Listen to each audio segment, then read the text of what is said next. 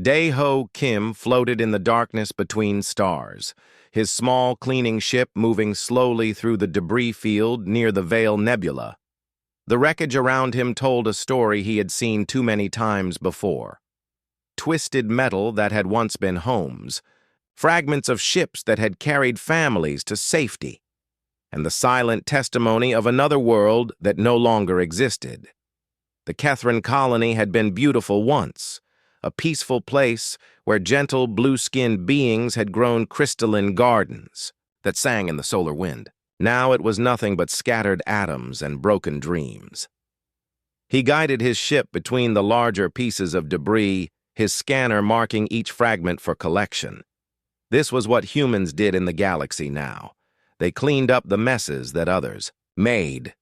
They fixed things that others broke. They survived in places where others died.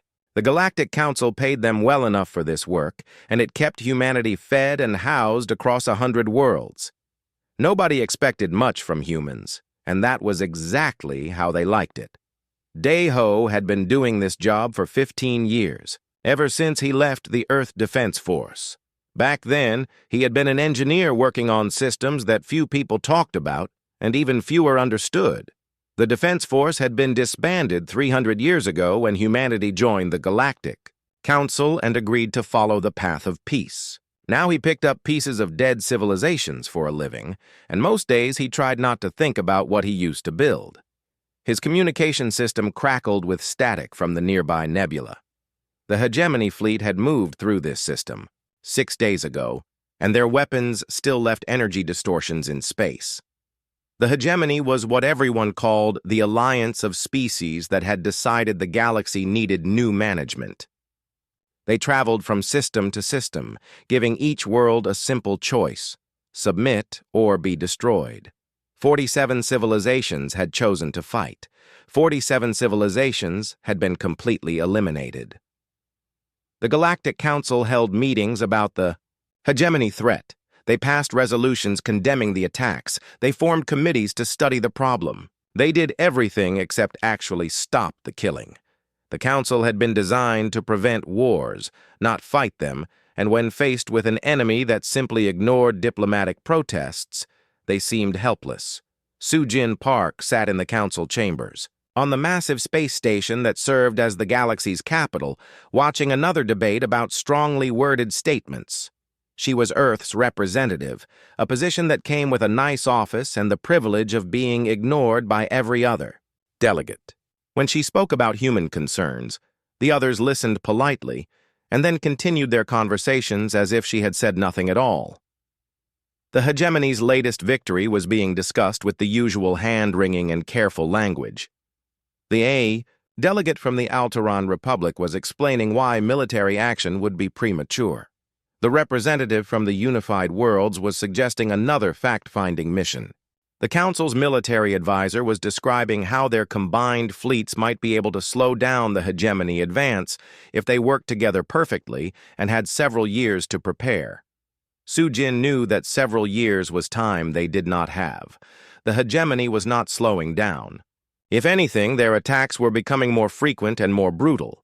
Each victory gave them more ships, more resources, and more confidence. The pattern was clear to anyone willing to see it. They would continue until someone stopped them, or until there was nothing left to conquer. On Earth, Tae-Min Lee walked through tunnels that officially did not exist. The resistance movement that he led was small and secretive, composed mostly of former Defense Force personnel who had never quite accepted that humanity's military days were over. They maintained hidden facilities, kept old equipment operational, and preserved knowledge that the rest of humanity seemed eager to forget. The tunnel he walked through was carved from solid rock deep beneath the Korean mountains. It connected to a network that spanned continents, linking facilities that had been built centuries ago and then sealed when humanity chose the path of peace. Most people believed these places had been dismantled. Most people were wrong. Tae-Min reached a chamber filled with inactive computer systems and displays that had not shown information for 300 years. His team had been slowly bringing the old networks back online, not because they expected to use them, but because they believed that forgetting how to defend yourself was the same as choosing to die. They called themselves the Silent Watch, and they had been waiting for 3 centuries for a sign that their vigilance might be needed. The sign came in the form of a coded transmission from the Veil Nebula. Dayho had sent it using protocols that were so old that only a few dozen people in the galaxy still remembered them. The message was short and used words that had not been transmitted in centuries. When Taemin decoded it, he stared at the screen for a long time before calling his team together. Meanwhile, across the galaxy, Admiral Vothresh of the Hegemony Fleet reviewed the reports from their latest conquest. The Kethrans had been eliminated, with typical efficiency. Their world had been stripped of useful resources and then sterilized to remove any chance of survivors hiding in remote locations. It had been a perfect operation, and it brought the Hegemony closer to their ultimate goal of galactic unity under their leadership. Vothresh was a veteran of 63 such operations. He had perfected the art of breaking a civilization's will to resist before the actual attack began. Fear was a weapon more powerful than any starship, and the Hegemony wielded fear like a master craftsman. Each victory made the next target more likely to surrender without a fight. The humans worried him slightly, but only because they were scattered across so many worlds that eliminating them would require extra effort. Their military was non-existent. Their technology was centuries behind the galactic standard, and their government seemed to consist mainly of people who collected garbage in space. Still, Vothresh was thorough, and he had already begun planning how to deal with the human problem when the time came. Back in the debris field, Dayho finished his work and began the journey home to Earth. His message had been sent, and now there was nothing to do but wait. He thought about the Kethran children he had seen in the wreckage, their small bodies frozen in the moment when their world died. He thought about the 46 other civilizations that had suffered the same fate. He thought about the empty words and useless meetings that passed for galactic leadership. Most of all, he thought about the words he had transmitted and what they meant. Directive 7 had been written 300 years ago as a final safeguard, a line that could be crossed only when humanity's survival, or the survival of innocent life, was threatened beyond any other solution. The directive had never been activated because the galaxy had been relatively peaceful during humanity's time as members of the Council. As his ship entered Earth's solar system, Dayho wondered if he had made the right choice. The message he had sent would wake things that had been sleeping for centuries. It would remind the galaxy that humanity had not always been the species that cleaned up other people's messes. Once upon a time, humanity had been very good at making messes of their own, and they had built tools to make very large messes indeed. Deep beneath the Earth's surface, in chambers that had been silent for 300 years, ancient systems began to stir. Haya-Jin Cho descended into the archives beneath Seoul, her footsteps echoing in corridors that few living people had ever seen. As chief of Earth's historical archives, she was one of only 12 individuals who knew the complete truth about humanity's past. The others knew pieces, fragments, sections of the larger picture. Only she had access to the full record of what humanity had built before they chose to hide it from the galaxy. The elevator dropped for 3 minutes, carrying her deeper than any public structure on Earth.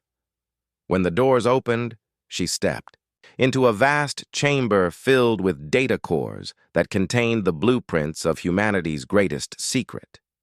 The Terra Defense Network was not just a weapons system or a collection of hidden military bases. It was a second human civilization, built in shadow and silence, designed to emerge only when the first civilization faced extinction. Her security codes activated systems that had been dormant since the day humanity joined the Galactic Council. Screens flickered to life around her, showing status reports from facilities on every continent. The numbers were staggering, even to someone who had studied them for decades. 30 million automated factories hidden beneath Earth's surface. 500,000 unmanned warships in deep space storage, defense platforms disguised as asteroids in 47 star systems, an artificial intelligence network that spanned the galaxy, watching everything and preparing for the day it might need to act. Taemin's message had triggered the first phase of awakening. Across Earth, systems that had pretended to be civilian, infrastructure began revealing their true purpose. The Seoul subway tunnels that carried millions of people each day were expanding, connecting to military transport networks that could move entire armies across continents in hours. Solar power. Stations in the Sahara Desert redirected their output to weapons that could crack planets. Undersea cables that carried internet traffic activated secondary functions that linked defensive systems across the ocean floors. Jun Seo-yoon stood in a facility beneath Mount Fuji, watching robotic systems that had waited 3 centuries for this moment. The mountain itself was not what it appeared to be. Behind the volcanic rock was a manufacturing complex that could build a fleet of warships in weeks. The earthquake sensors that monitored the mountain were actually control systems for the most advanced military technology in the galaxy. When the mountain opened, it would release not lava, but something far more dangerous. He had been recruited into the Silent Watch as a young engineer, trained on systems that officially did not exist, and sworn to secrecy about humanity's true capabilities. For 20 years, he had maintained equipment that never operated and studied plans that were never implemented. Now, those plans were becoming reality, and he felt both excitement and terror at what they had awakened. The automated systems worked with inhuman efficiency. They had been designed by the best minds of humanity's early space age, when survival meant being stronger than everyone else who wanted the same resources. The Terra Defense Network was their masterpiece, a system that could defend humanity against any threat while remaining completely hidden until activation. So Young Nam received her activation orders while piloting a cargo ship between Earth and Mars. The message appeared on her personal communicator using codes that she had memorized but never expected to see. She was one of 10,000 pilots who had been secretly trained for this moment, civilians who lived normal lives while maintaining skills that the galaxy believed humans did not possess. Her cargo ship was not what it appeared to be either. Hidden beneath its commercial exterior was a fighter craft that could outmaneuver anything in known space. The cargo containers in her hold were not filled with trade goods, but with weapon systems that could destroy entire fleets. She had been flying this ship for 5 years, carrying legitimate cargo and maintaining her cover identity, while secretly practicing maneuvers that no civilian pilot should know. The call to activation felt like waking from a long dream. She changed course immediately, heading for coordinates that would bring her to the first staging area. Around her, the galaxy continued its normal business, unaware that 10,000 ships just like hers were converging on hidden positions throughout human space. Director Kil Noth of Galactic Council Intelligence noticed the energy spikes from Earth's solar system during his morning briefing. The readings were unusual but not immediately alarming. Earth had always been an industrial world, and fluctuations in power consumption were common among species that relied heavily on manufacturing. Still, something about the pattern bothered him enough to order a deeper investigation. His analysts found more anomalies as they looked closer. Seismic activity on Earth had increased by 30% in the past week, but the patterns did not match natural geological events. Electromagnetic signatures suggested massive machinery activation across multiple continents. Most puzzling of all, deep space monitoring stations had detected movement in areas where no human ships should have been operating. Kil Noth had been studying human behavior for decades as part of his duties overseeing the Council's intelligence operations. Humans were predictable in most ways. They worked hard, complained little, and avoided conflicts with other species. They were useful members of galactic society precisely because they did not cause problems. The idea that they might be capable of activities requiring investigation seemed absurd, but the evidence suggested otherwise. On Earth, the awakening continued. In the Australian outback, mining operations that had been extracting ore for centuries revealed themselves as resource processing centers for military production. The Antarctic research stations that studied climate and wildlife were actually monitoring facilities that had been watching the galaxy's military movements for 300 years. The space elevators that carried cargo to orbital stations began, moving very different kinds of payloads. Chai Jin accessed files that contained humanity's original strategy documents from their pre-council period. The plans were brilliant and terrifying in their scope. Humanity had observed that every galactic civilization eventually faced a choice between expanding through conquest or being conquered by someone else. The strong survived by being stronger than their enemies. The weak survived by being ignored until they could become strong. Humanity had chosen a third option. They would become stronger than everyone else, then pretend to be weak until strength was needed. The Terra Defense Network was designed to give them overwhelming military superiority while allowing them to maintain peaceful relationships with other species. They would be the galaxy's guardians, protecting civilization from threats too dangerous, for normal diplomatic or military responses. The key to the strategy was patience. Humanity would spend centuries studying their potential enemies, learning their weaknesses, and preparing countermeasures for every possible threat.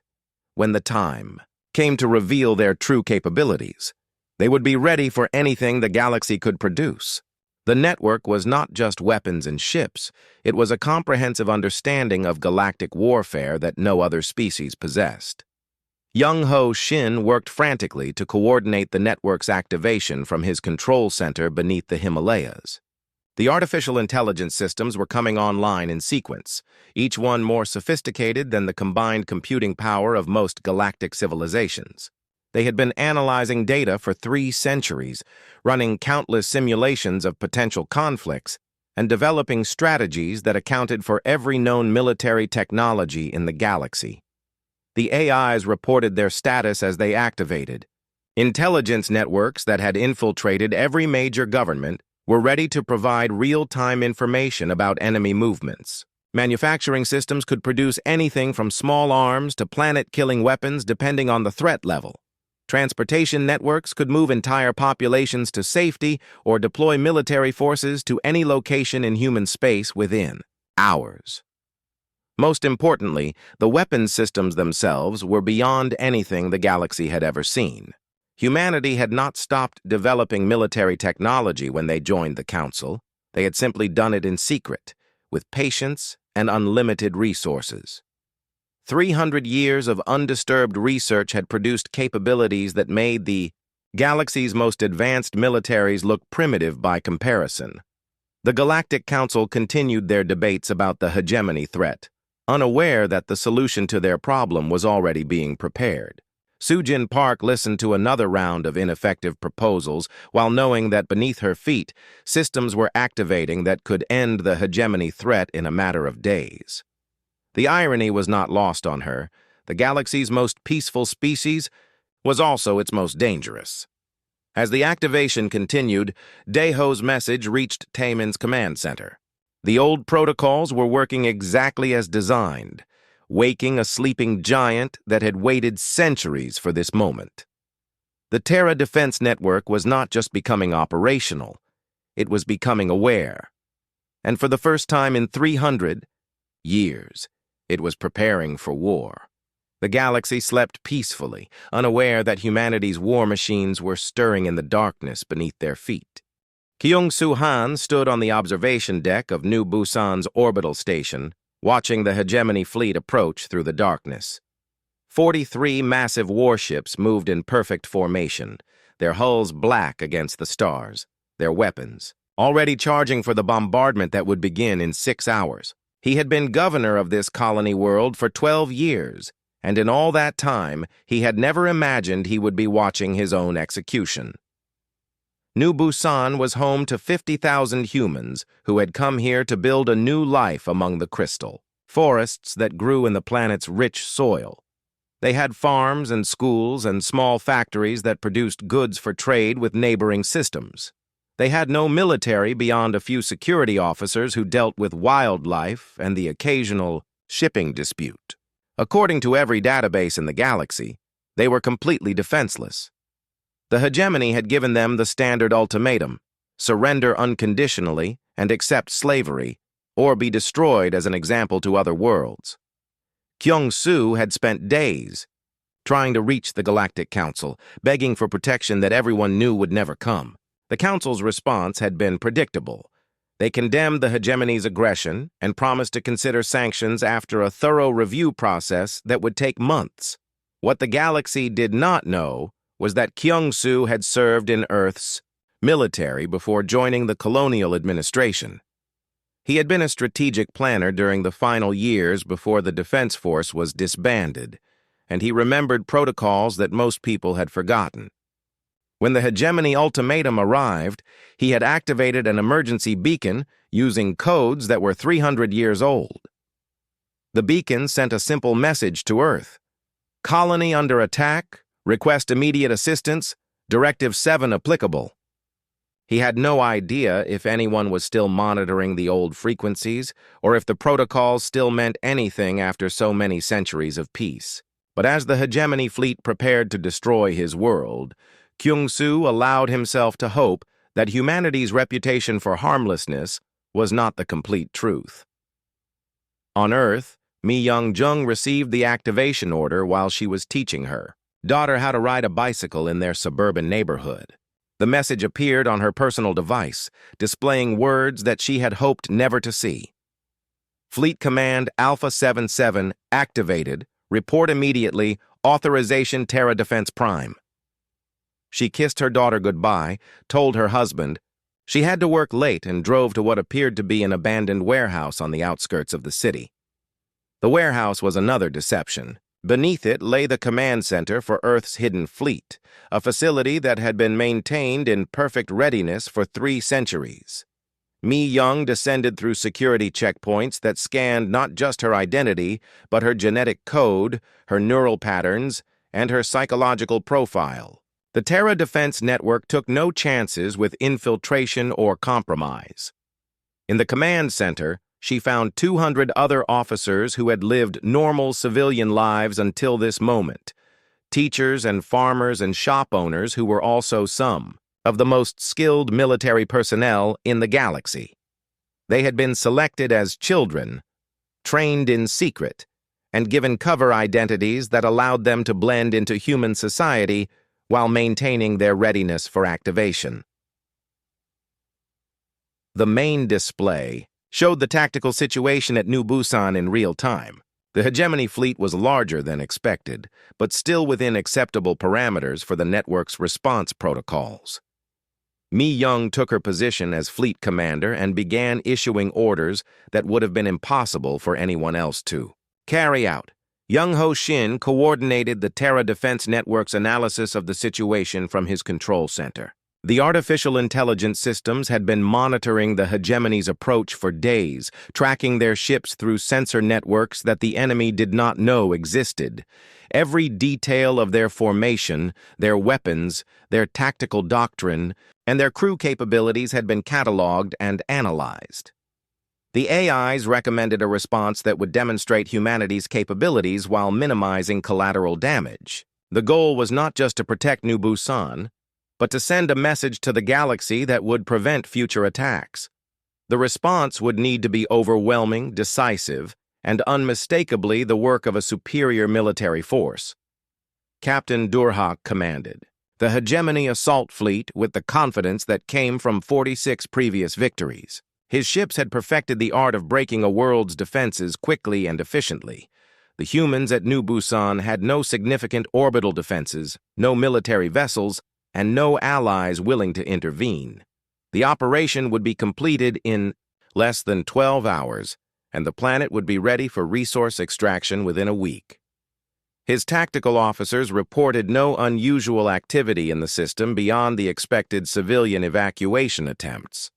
Some cargo ships had left the planet in the past few days, but that was normal behavior for a population facing extermination. The colony's distress signals had been monitored and dismissed. No help was coming from Earth or anywhere else. Durhak had studied human military capabilities as part of his preparation for this operation. The species had no significant fleet. Their technology was primitive by galactic standards, and their government seemed incapable of decisive action. Even if Earth wanted to help their colony, they lacked the means to do so. The attack on New Busan would proceed exactly like the previous 46 operations. The bombardment began with precision strikes against the colony's communication systems and power generators.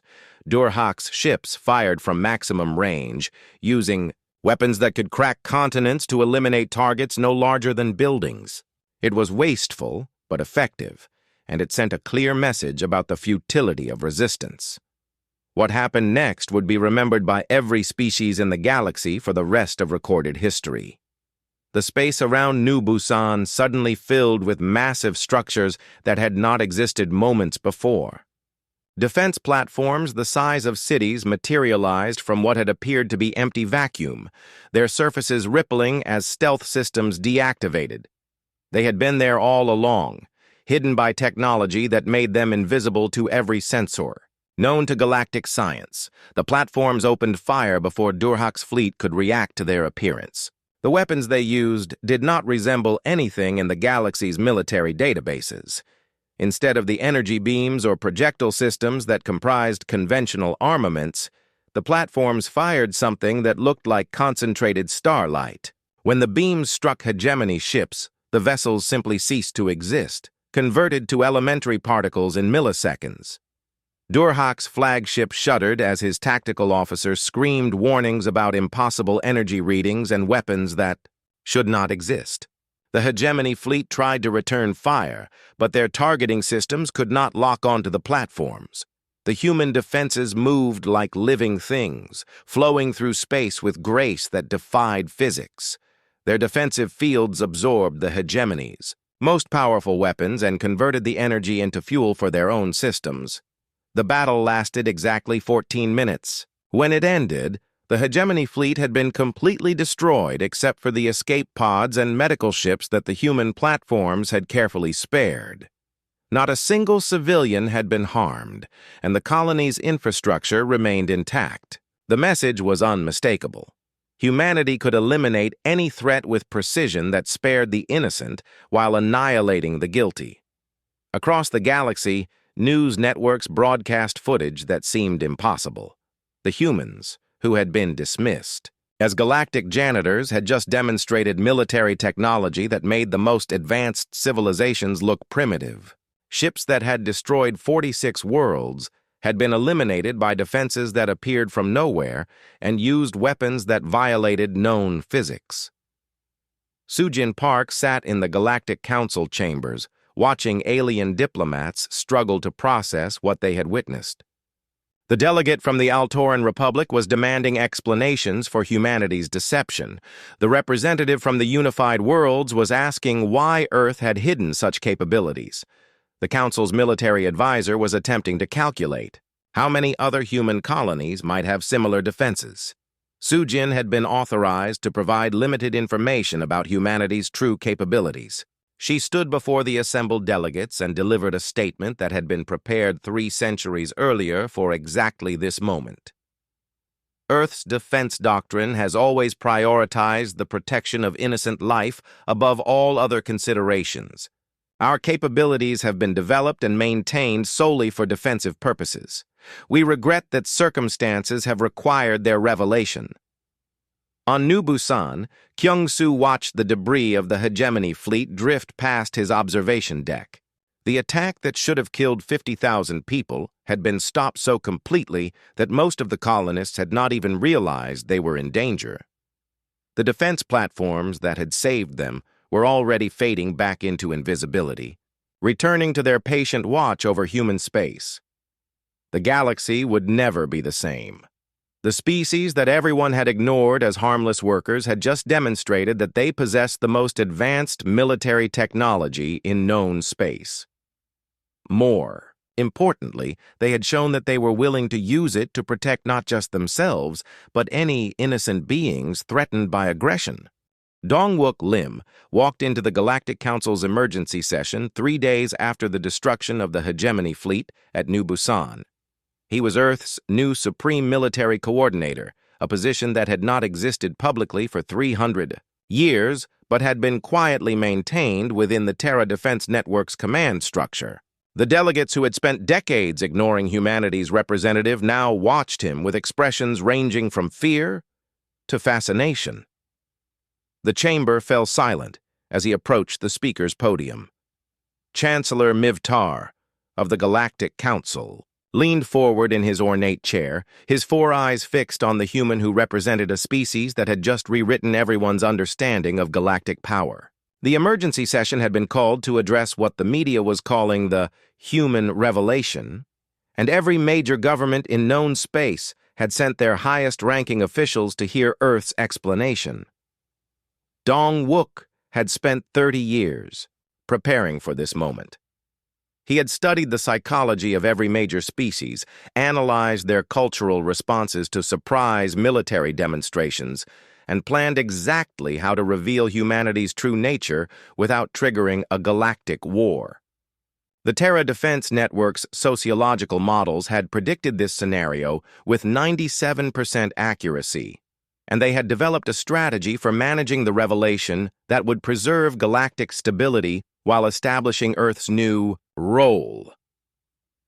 He activated the chamber's main display and began showing footage that made the assembled delegates gasp with shock.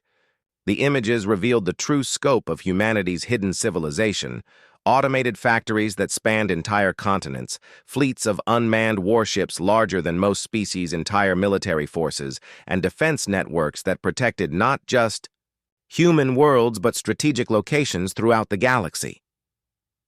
The revelation began with Earth's history. 300 years ago, when humanity first encountered the galactic community, they had faced the same choice that confronted every emerging civilization: compete for resources through military expansion or accept a subordinate role in the established order. Humanity had chosen a third option that required unprecedented patience and sacrifice. Yoon Seo Kim, Earth's new diplomatic coordinator, took over the presentation to explain humanity's philosophical approach. She had been Sujin's deputy for 15 years, maintaining the facade of helpless diplomacy while secretly coordinating with intelligence networks that spanned the galaxy. Now she could finally reveal the truth about Earth's strategy and the reasoning behind 3 centuries of deception. Humanity had observed that galactic peace was fragile and temporary. Every few centuries, some species would decide that conquest was easier than cooperation, and the resulting wars would devastate entire regions of space. The Galactic Council was effective at managing routine disputes, but helpless against determined aggressors who simply ignored diplomatic protests. The galaxy needed a guardian, but no existing power could fill that role without becoming a threat itself.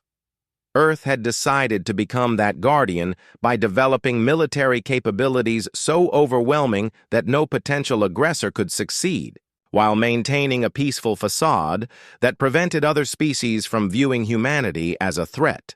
The Terra Defense Network was designed to remain hidden until a crisis required intervention, then demonstrate sufficient force to deter future aggression without conquering anyone. Jae-hyun Park managed the technical aspects of the revelation, from his position as the network's chief engineer. The automated systems were reaching full activation for the first time in human history, and the scope of what they were revealing shocked even him. Manufacturing facilities that had been producing advanced military equipment for 3 centuries were operating at capacity. Weapons platforms that had been disguised as natural phenomena were revealing themselves throughout human space. The most staggering revelation was the extent of humanity's intelligence network. For 300 years, human agents had infiltrated every major government, military organization, and research institution in the galaxy. They had not engaged in sabotage or theft, but had simply observed and reported, building a comprehensive understanding of galactic capabilities that allowed the Terra Defense Network to prepare countermeasures for every known threat.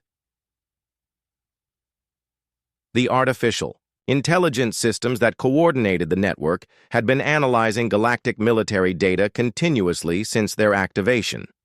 They knew the exact capabilities of every warship, the tactical doctrines of every species, and the weaknesses of every defensive system. When the hegemony fleet attacked New Busan, the AIs had already calculated 17 different ways to destroy it with minimal collateral damage. Chancellor Mivtar struggled to process the implications of what he was hearing. The Galactic Council had been making decisions about military threats and defensive strategies while remaining completely ignorant of the most powerful military force in known space. Every war, every invasion, every genocide that had occurred during humanity's membership in the Council could have been prevented by forces that were already in position to intervene. The revelation that shocked the Council most was humanity's role as the galaxy's secret protector.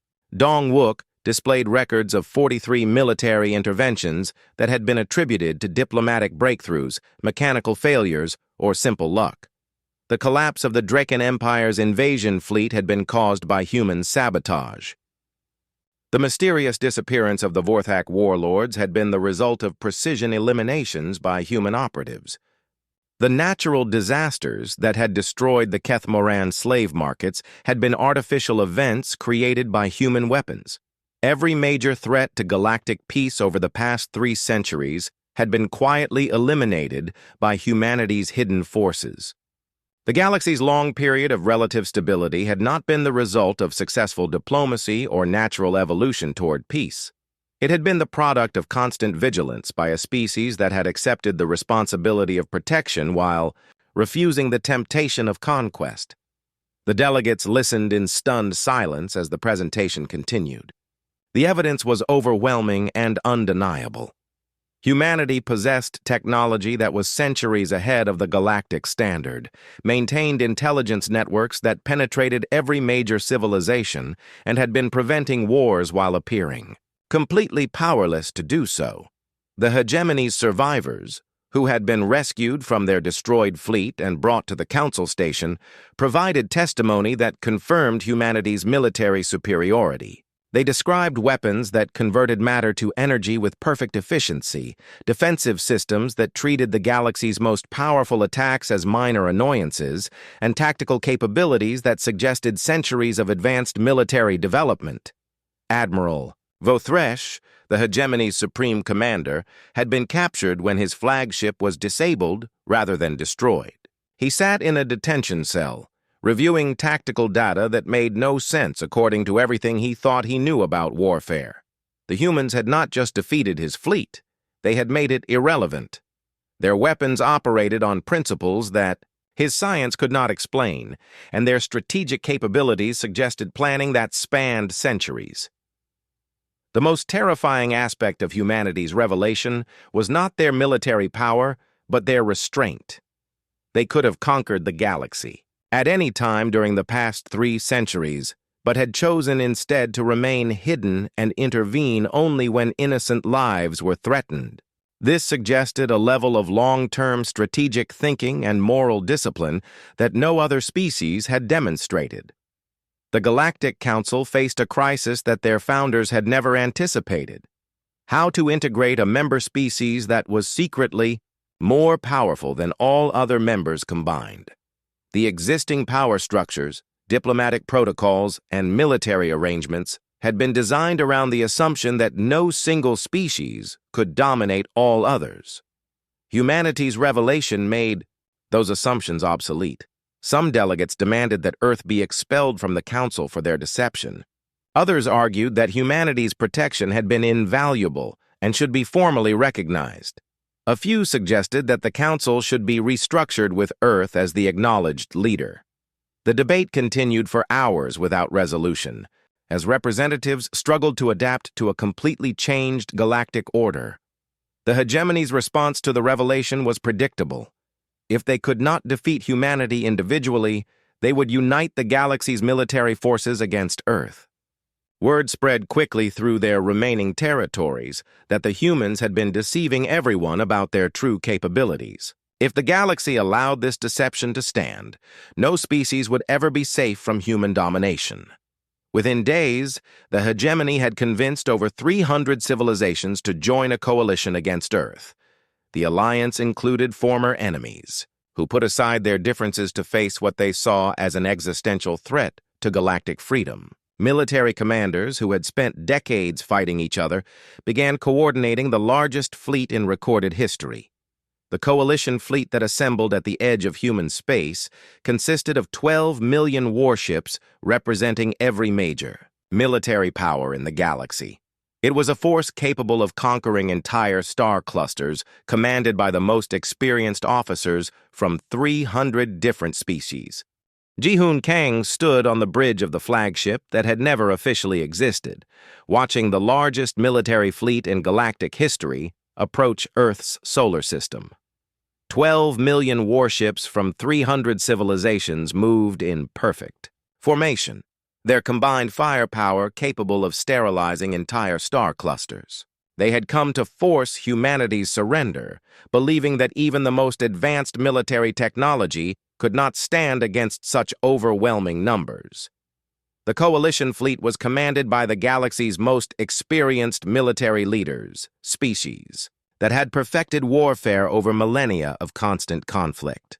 They had studied the footage from New Busan and developed tactics specifically designed to counter humanity's demonstrated capabilities.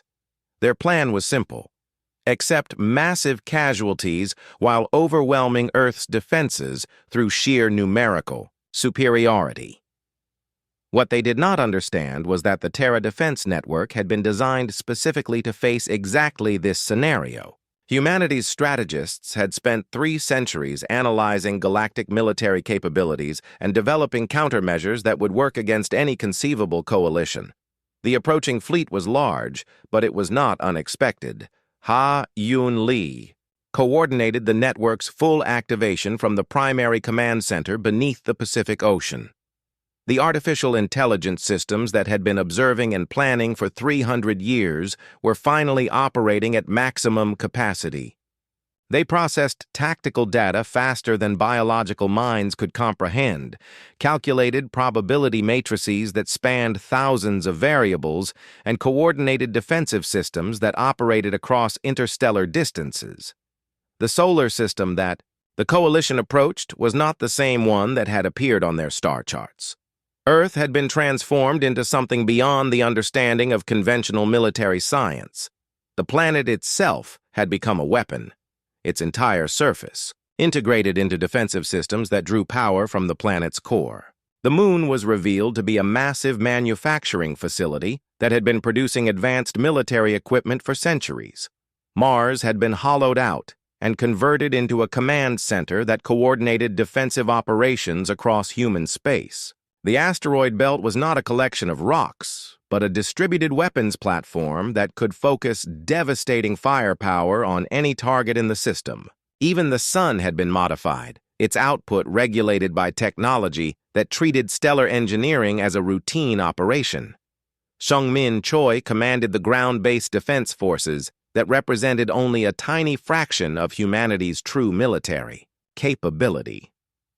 The soldiers under his command were not the primitive warriors that the galaxy expected, but the products of 3 centuries of advanced military development. Their equipment incorporated technology that most species would not develop for millennia, and their training included tactical knowledge that had been accumulated through constant observation of galactic warfare. The coalition fleet entered the solar system expecting to face orbital defense platforms and perhaps a small human fleet. Instead, they encountered something that redefined their understanding of what was possible in warfare. Space itself seemed to resist their advance, as gravitational fields were manipulated to create barriers that deflected their weapons and disrupted their formations. Warlord Kethmore commanded the coalition forces from his massive dreadnought, a ship that had never been defeated in 50 years of constant warfare. His tactical displays showed impossible readings as the human defenses revealed themselves. Energy signatures that violated known physics, weapons platforms that appeared to be constructed from exotic matter, and defensive systems that seemed to operate outside the normal constraints of space and time. The battle began when the Coalition opened fire at maximum range, hoping to overwhelm Earth's defenses before they could respond effectively. 12 million ships fired simultaneously, unleashing enough destructive energy to crack planets. The barrage that struck Earth's defensive grid should have been sufficient to destroy any conceivable target. Instead, the energy was absorbed and redirected by systems that treated the galaxy's most powerful weapons as a useful power source. The defensive grid that protected Earth consisted of interlocking energy fields that converted incoming attacks into fuel for the planet's own weapons. The Coalition's bombardment made Earth stronger rather than weaker. The human response was immediate and devastating. Weapons that had been hidden throughout the solar system opened fire with precision that seemed impossible. Each shot was perfectly targeted to disable rather than destroy, eliminating Coalition warships while carefully preserving escape pods and medical vessels. The message was unmistakable. Humanity could choose exactly who lived and who died in this battle. The technology that humanity employed defied everything the Coalition thought they knew about warfare. Ships were not destroyed by explosions or energy beams, but simply ceased to exist as their atomic structure was reorganized at the quantum level. Defensive barriers were not pierced by superior firepower, but remained impervious to attacks that should have been irresistible. Most shocking of all was the precision with which the human weapons operated. In a battle involving 12 million ships, not a single civilian vessel was harmed, not a single medical facility was damaged, and not a single escape pod was fired upon. The humans demonstrated the ability to eliminate specific targets while leaving everything else completely untouched. The battle lasted exactly 20 minutes. When it ended, the Coalition's military capability had been completely eliminated while their personnel remained alive in rescue vessels that the humans had carefully preserved. The largest fleet in galactic history had been reduced to a collection of survivors floating in space, protected by the same forces that had destroyed their ships. Kethmore found himself in an escape pod, staring at tactical displays that showed the impossible reality of humanity's victory. His fleet had not been defeated in battle, it had been surgically dismantled by forces that operated according to principles he could not understand. The humans had demonstrated not just superior technology, but superior wisdom in how they chose to use it. The galaxy watched in stunned silence as news of the 20-minute war spread through every communication network. The species that had been dismissed as galactic janitors had just demonstrated military capabilities that made every other civilization's forces irrelevant. More importantly, they had shown that they could eliminate any threat while choosing to preserve innocent life. In the aftermath of the battle, Dong-wook addressed the galaxy from Earth's capital. His message was broadcast to every inhabited world, translated into every known language, and recorded for historical preservation. The Terra Doctrine that he announced would govern humanity's role as the galaxy's protector for centuries to come. The doctrine was elegantly simple. Any world that chose peace would receive absolute protection from aggression, while any force that chose conquest would face absolute annihilation. Humanity would not conquer or rule, but would instead ensure that the galaxy remained safe for those who wanted to live in peace. The age of galactic wars was over, ended not by diplomacy, but by the presence of a guardian too powerful to challenge. The surviving members of the hegemony were given a choice that demonstrated humanity's approach to justice. They could accept exile to designated worlds where they would be monitored but allowed to live peacefully, or they could continue their campaigns of conquest and face immediate elimination. Most chose exile, understanding that their era of terrorizing the galaxy had ended permanently. Dae-Ho Kim, whose message had begun the awakening of the Terra Defense Network, found himself serving as humanity's ambassador to the former hegemony territories. He helped coordinate relief efforts for the civilizations that had been damaged by the hegemony's campaigns, using technology that could rebuild entire worlds in a matter of months. The work of reconstruction allowed humanity to demonstrate the positive applications of their advanced capabilities. Planets that had been strip-mined were restored to their natural beauty. Populations that had been enslaved were freed and given the resources to rebuild their civilizations. Species that had been driven to near extinction were helped to recover and thrive. The galaxy adapted to its new reality with surprising speed. Trade resumed as civilizations realized that human protection made commerce safer than it had ever been. Scientific cooperation flourished as species shared knowledge without fear that it would be used against them. Cultural exchange expanded as the threat of military conquest became a relic of the past. The Galactic Council was restructured to reflect the new reality of human guardianship. Earth was given permanent oversight authority for military affairs, while other species retained control over their internal governance and civilian policies. The system worked because humanity had demonstrated that they were interested in protection rather than domination. Years later, as Daiho watched children from a dozen different species playing together on a world that had once been a battlefield, he reflected on humanity's choice 3 centuries earlier. They had decided to become strong enough to protect the innocent and patient enough to wait for the moment when that strength was needed. The galaxy was safer now because Earth's war. Machines had stirred when justice required their awakening,